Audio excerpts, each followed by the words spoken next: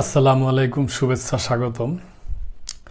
দর্শক, আপনারা অবগত আছেন যে বাংলাদেশে যে বৈষম্য বিরোধী ছাত্র আন্দোলন যে করছে, জুলাই বিপ্লব, ওই ছাত্র সমন্বয়করা মিললে এবং আরও ছাত্ররা মিললে আমরা এরা একটা নতুন একটা দল গঠন করব আর কি।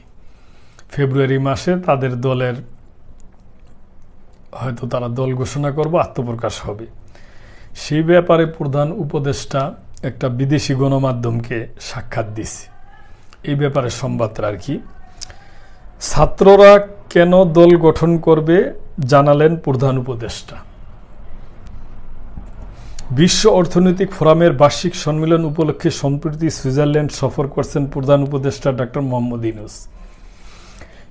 সেখানে ব্রিটিশ গণমাধ্যম ফাইন্যান্সিয়াল টাইমসের ফরেন অ্যাফেয়ার্স প্রধান গিডেন রিসম্যানের উপস্থাপনায় একটি পডকাস্টে কথা বলেন তিনি। আলোচনায় এক পর্যায়ে বাংলাদেশে আগামী জাতীয় নির্বাচন নিয়ে কথা বলার ফাঁকে ছাত্রদের দল গঠন নিয়ে প্রশ্ন করা হয়। তখন প্রধান উপদেষ্টা বলেন, ছাত্ররা একটি রাজনৈতিক দল গঠন করবে এ লক্ষ্যে যাত্রা তারা দেশব্যাপী নিজেদের সংগঠন করছে। তিনি আরও বলেন, এটা একটা ভালো সময়, কারণ আমি সবসময় জাতির ঐক্য রক্ষা করে চলেছি। আমি এ থেকে বিচ্যুত হতে চাই না।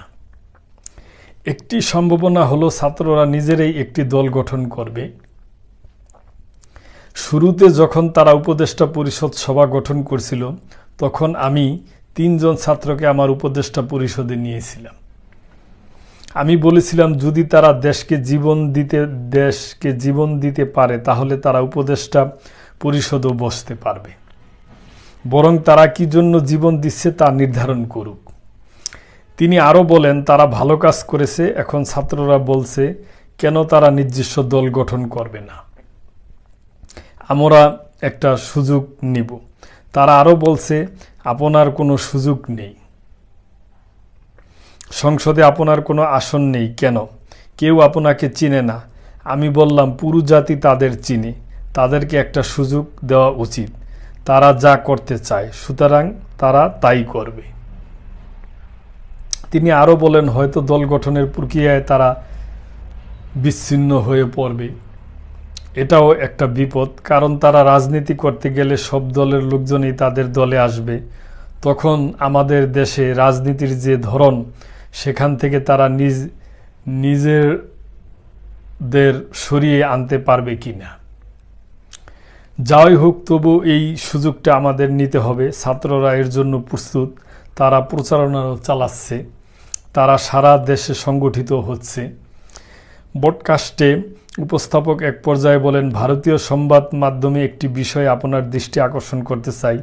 তারা দাবি করছে বাংলাদেশের অবস্থা খুবই নাজুক, যে কোনো সময় পতন হতে পারে আপনার প্রশাসনের, তখন ইসলামপন্থীরা দেশের নিয়ন্ত্রণ নিতে পারে। এই বিষয়ে আপনার মূল্যায়ন জানতে চাই।